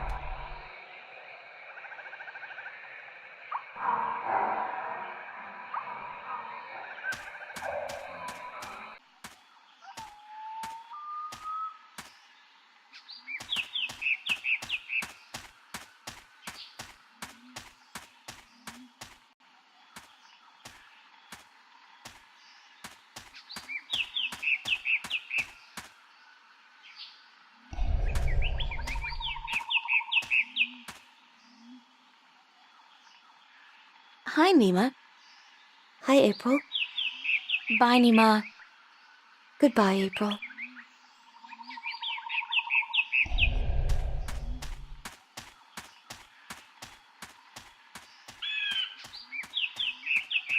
Are you ready for the questions now?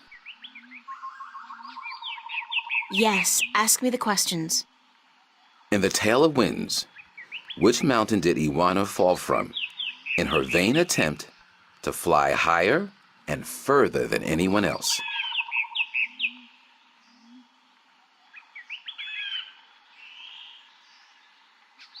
Mount Bakta'ana, the Tower of Light.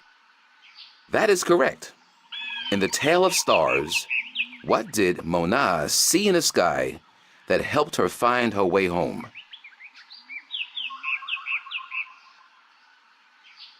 The spirits of 5 tellers. That is correct. In the Tale of Sea, what creature did the Lost One battle in his quest to recover the sacred jewel?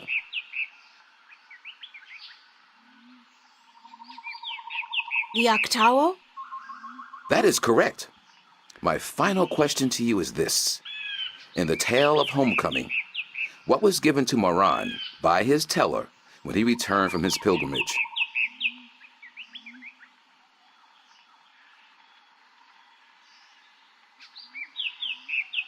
A broken pot, to teach him that absence may break a heart in two.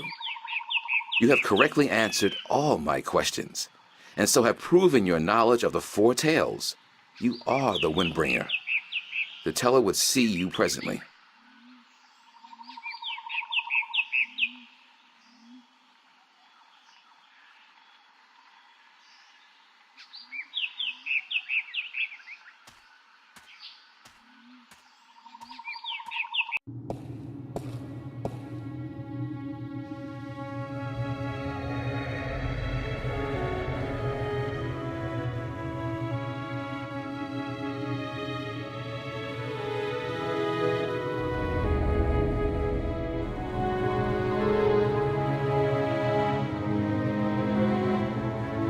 She's the teller.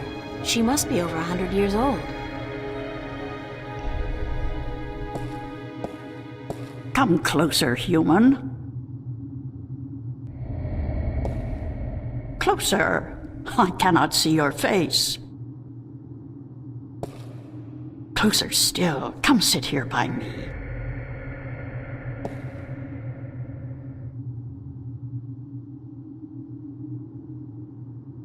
There you are. You see, my eyes are not what they used to be. Ages ago, I could spot a ladybug crawling up a straw of grass from 15 tree lengths up. Now, I have a hard time seeing my supper. But my ears, balance be praised, my ears, they are as good as ever. I could hear you outside, learning the tales my children tell. You are a good listener and a fast learner. They were interesting stories, and your people told them well. That is what we do. The elation are the keepers of the tales, and I am their teller, the one who must know all the tales told since the day we came to this world. How can you do that? How can you remember every story ever told? The secret is to tell them often and to tell them in your own words, not the words of your ancestors. Doesn't that mean that the stories change with every generation? Yes, as all tales must. Change is important. Otherwise, the tales will have no meaning to us. They will just be words, and we do not care about the words. We care about what the words tell us.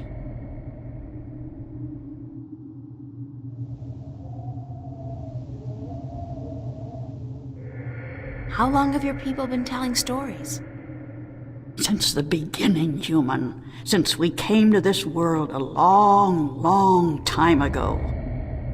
You're not from Earth? From Arcadia? Not according to our tales. We came on a great wind before the divide, when the earth was one and humans had yet to learn of magic and science. But we were a different people then, and the tales we tell from that time are vague and incomplete. Like myths and legends, the younger elation pay little attention to these tales. Sometimes I worry they will be lost with me, these tales, and I am getting old, very old.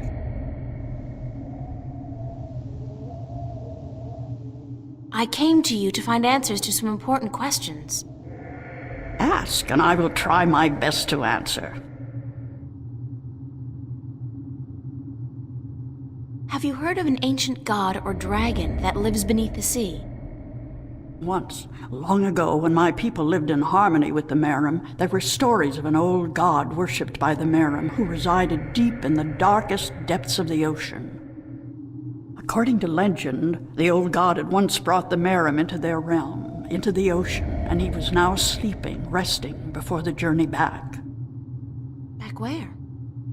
To a great ocean amongst the stars. When the time came, he would gather the Merim and bring them home with him, back to their world, to their ocean. Strangely enough, we have a similar tale.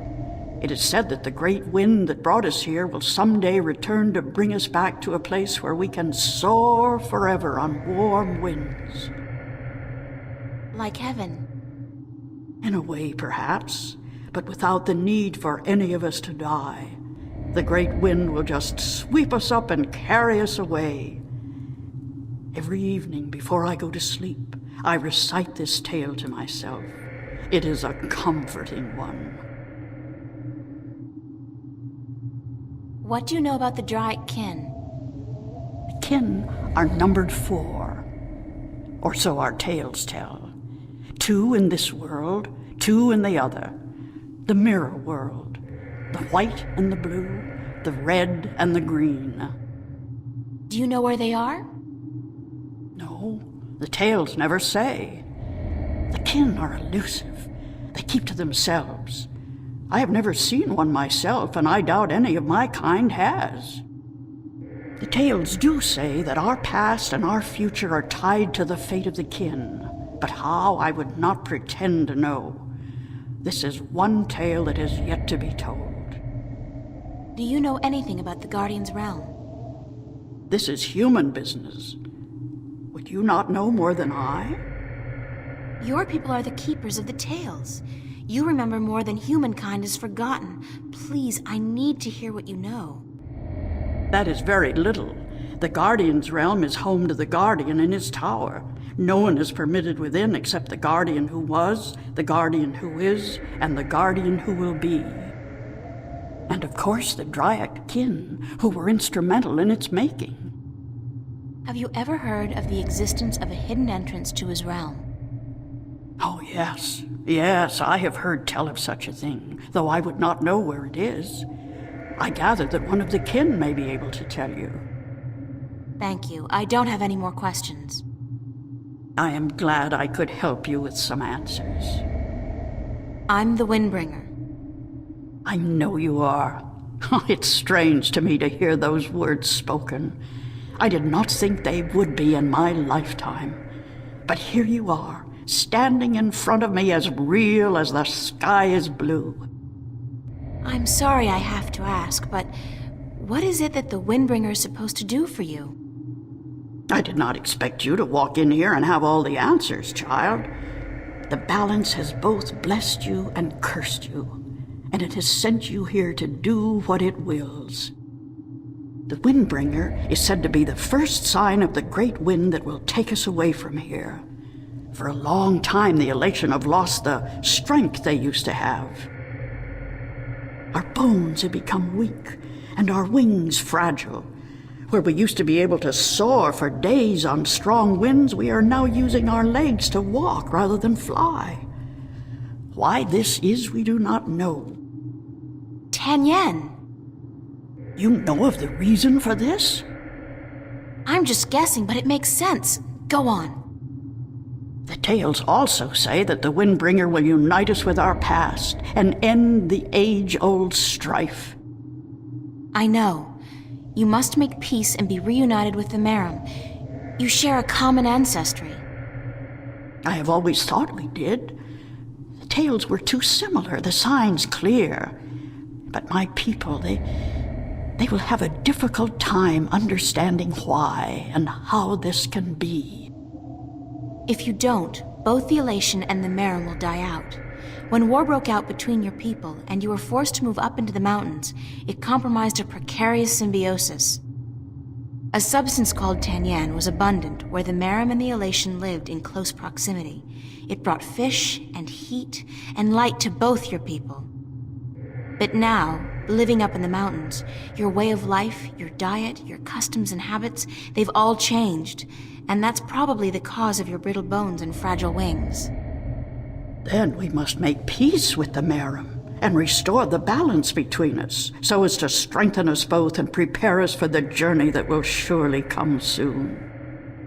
When our sitting is over, I will speak to my people, and I will elect one representative from the Elation to meet with the Merum in a place of your choosing to open a dialogue. I guess it's time for you to talk to your people and for me to make arrangements with the Merum. Where do you wish for our meeting to take place, Windbringer? You want me to decide? Well, I know. Send your ambassador down to the ancient caves by the beach. Inside, there are remnants of an old Elation settlement and a Merum city. It's a good place for your two people to meet, don't you think? Yes.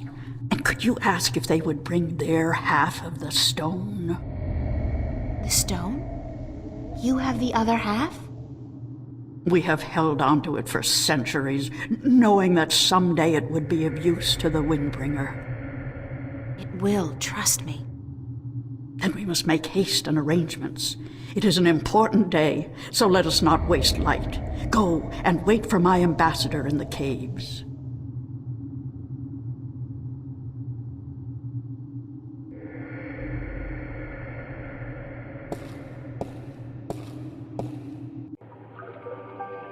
It's amazing. This place is so beautiful. And the scent of sea and rock and nest. This scent is of home. This was home a long, long time ago, according to the tales. We lived in peace with the wet-tailed, with the Merim back then. Now you'll be able to live in peace again. And with the Tanyan bringing fish to your doorstep, you'll be able to eat well and restore strength to your bones. Soon you might even be able to soar on the winds for days like you used to do. I hope you are right, Windbringer. And I hope that the Merim will see the sense in it too. They are coming, are they not? They said they would. Hush, I hear something.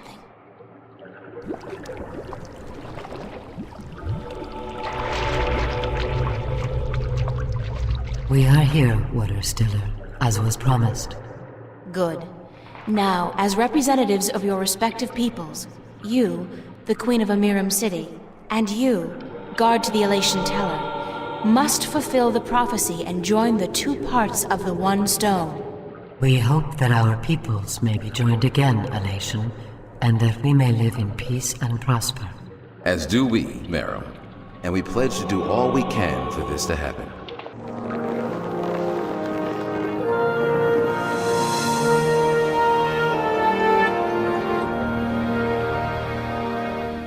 The stone is now whole, Windbringer, and the Elation and the Merim will once again be as one.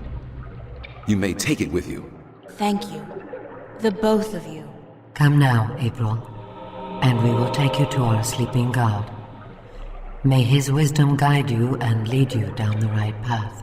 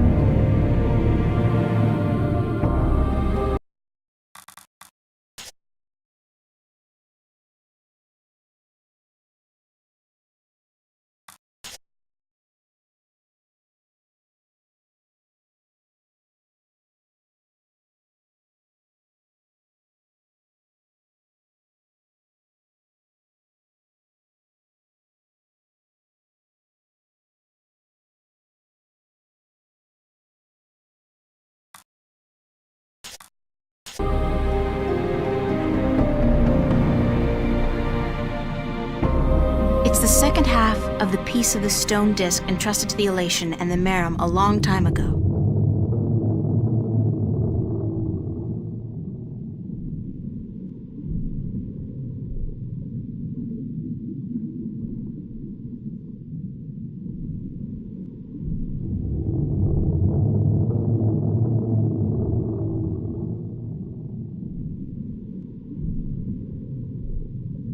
The sand is covering something. That's a weird rock. It just doesn't look natural.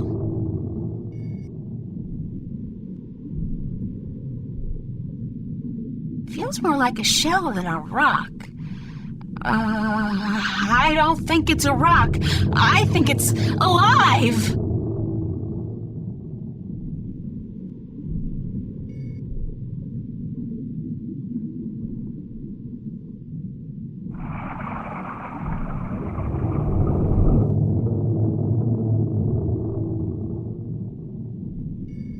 It's some kind of organic sensor. It's a large shell. I wonder how deep it goes and what it contains. Hello? Is anybody in there? Spooky. Well, I guess it's an invitation of sorts.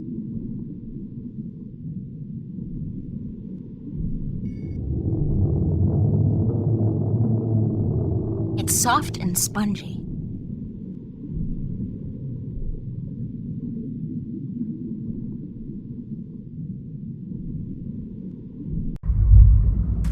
There's air in here, and it's dry. I swear I'm never taking a bath again. I look like a real sailor. Arr, matey. That doesn't look like a natural protrusion. It's too big and round. I know you.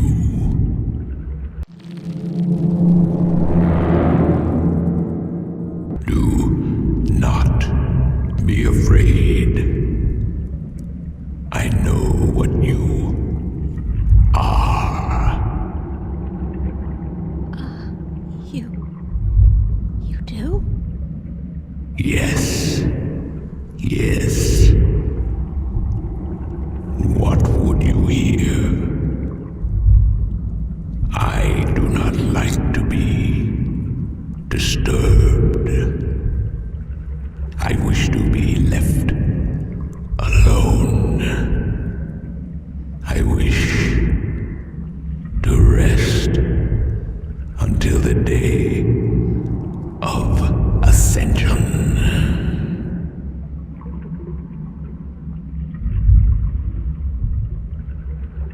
I'm sorry to disturb you, but I need some answers.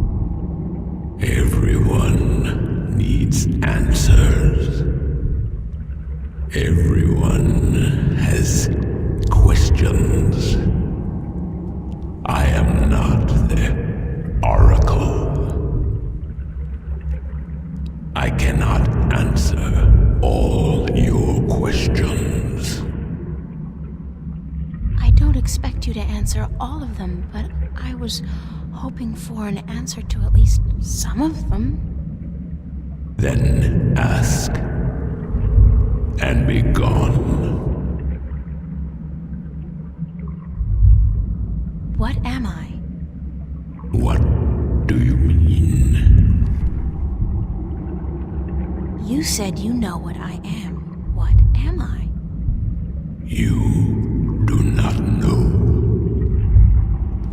Then it is not I who should teach you about your heritage. You must make this discovery on your own. Listen, I'm tired. I'm wet. I'm at the bottom of the sea, and I'm breathing with the help of a polyp stuck in my esophagus. So just cut the Buddhist bullshit about a journey of self-discovery and answer my question. Please? Your question has already been answered. That is all I will tell you. Your journey began with an answer. It is only now that you know the question. That's so not helpful, but thank you. I'm looking for a jewel called the Dragon's Eye. Yes, I have one such jewel. I guess that's it. Take it. Are you sure? Take it. It is yours now. It is part of your destiny. Okay. Tell me if it hurts.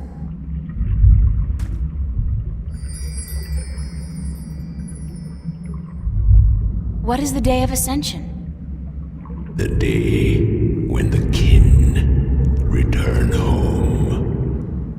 When my siblings come to me. And we rise toward the stars. For our journey back to our cradle. This is the Day of Ascension. So you're going back to wherever it is you came from? We will, eventually, when everything is ready. When what's ready? I will not answer that question. It is not necessary for you to know. I need to know where I can find the gateway to the Guardian's realm. So you come to me.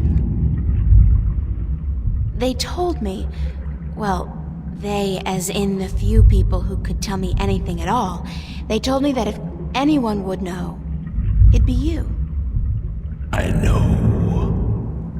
When the Earth was divided, there was a doorway left open where the tower was built. But it's moved, hasn't it? That spot. When Stark and Arcadia were created, that spot moved somewhere else. Into the sky. Amongst the stars. But where? I knew you were coming. Your journey has not been a quiet one. Even down here, I could hear you. I speak with the Dark People. They are my messengers. They have prepared a map for you with the entrance you are looking for. You knew I was coming and why? Then, okay, I know this is probably a futile question, but why didn't you send the Dark People to me earlier? You could have saved me a lot of time and hard work. You are afraid of time and hard work. No, but it's the principle of it, isn't it? No, it is not. You had prophecies to fulfill. You had a purpose. Bringing my children together in preparation. This was important. And for that, I thank you. Now, I wish to sleep. You said something about a map? The Dark People have it. They will meet you. I will bring you to them. What? Now? Yes. Hold on.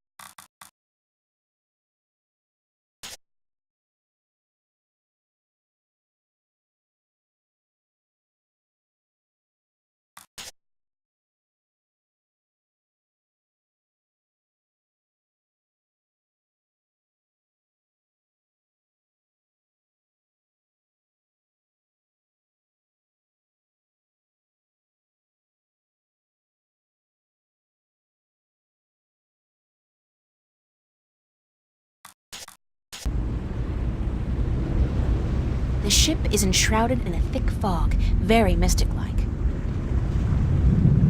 I can't see the face, but I think it's a man. A tall man wearing a dark cloak. He's one of the dark people, whatever they are. Thanks for taking me on board. Who are you?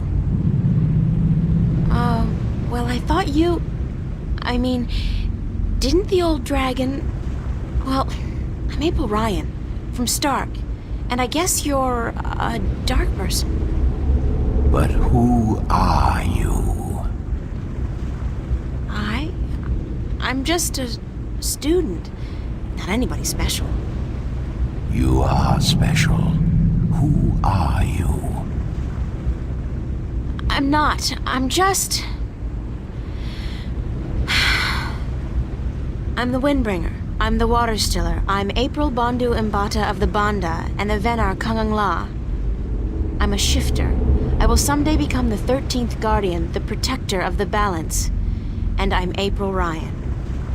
This is who I am. Yes, that is who you are. And you are a wave. Why am I, a wave? You have a purpose. You play an important part in the cosmos. A wave is someone who propels people and events toward change, towards the future. And that's what I do? You are a wave. There are ripples from your passing, and they spread wide and far. Those ripples will never die down. The worlds will be changed by your journey. You're telling me that everything I do affects the universe? You cannot escape it. You are a wave.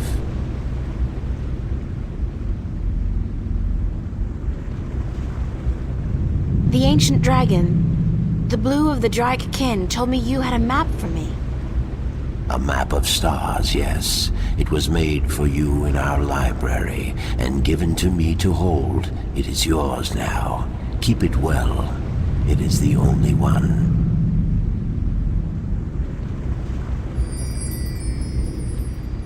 I'm looking for an ancient stone given to you by the Sentinel, the Fathers. You came for the stone.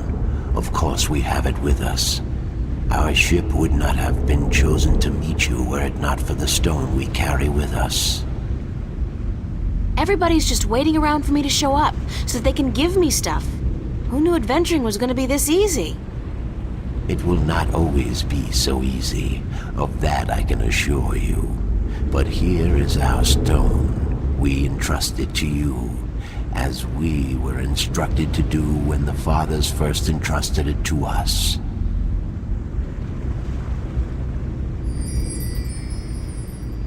Can this ship take me back to Marcuria?